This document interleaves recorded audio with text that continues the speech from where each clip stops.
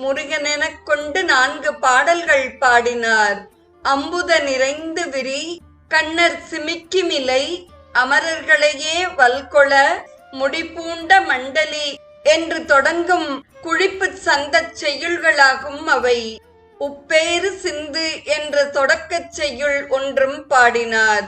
ஒரு நாள் இரவு கனவில் சைவப் பெரியவர் ஒருவர் இவரை வெளியே அழைத்துச் சென்று வாழை இலையில் பாலடிசில் இட்டு ஆசி கூறினாராம்.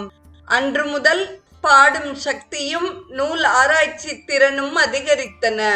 வயது 25 ஆனதும் பிள்ளைக்கு திருமணம் செய்து வைக்க எண்ணினார் தந்தையார்.